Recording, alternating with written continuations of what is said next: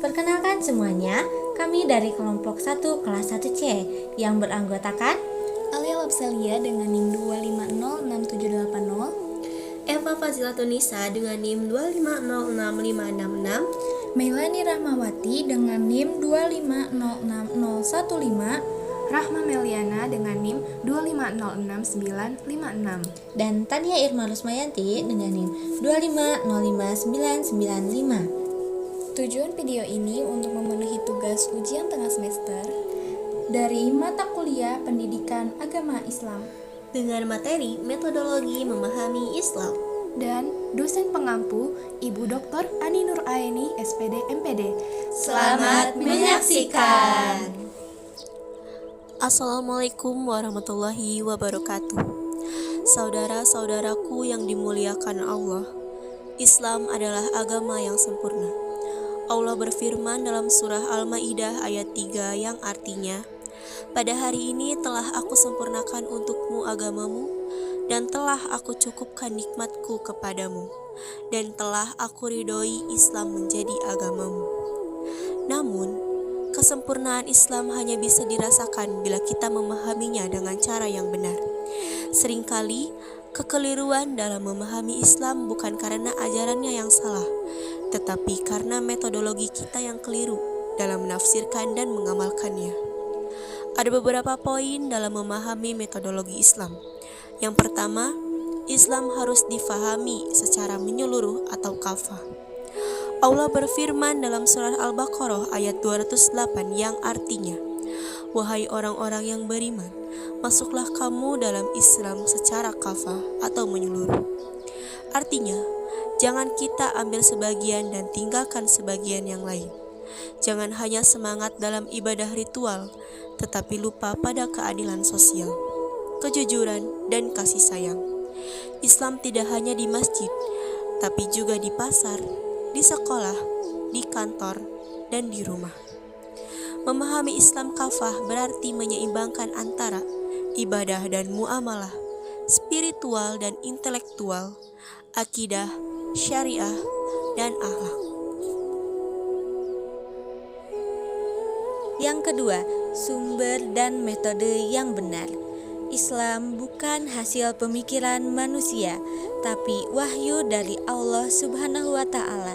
Karena itu, dalam memahami Islam, kita harus kembali kepada dua sumber utama. Yang pertama, Al-Quran sebagai kalam Allah Subhanahu wa Ta'ala. Yang kedua, As-Sunnah sebagai penjelas wahyu melalui Nabi Muhammad Sallallahu Alaihi Wasallam. Namun, saudara-saudaraku, memahami Al-Quran tidak cukup hanya membaca terjemahan. Kita perlu mengetahui asbabun nuzul, sebab turunnya ayat, mempelajari bahasa Arab, memahami maqasid syariah, yaitu tujuan hukum Islam, menjaga agama, jiwa, akal, keturunan, dan harta.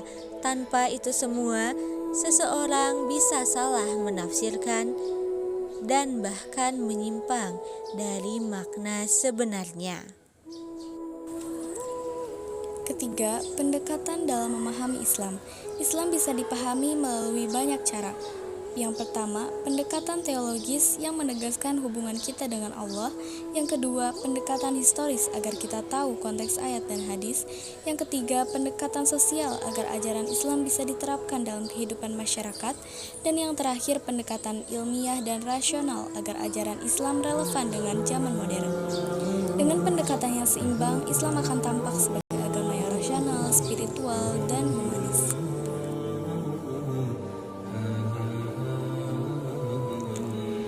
Yang keempat, bahaya salah memahami Islam.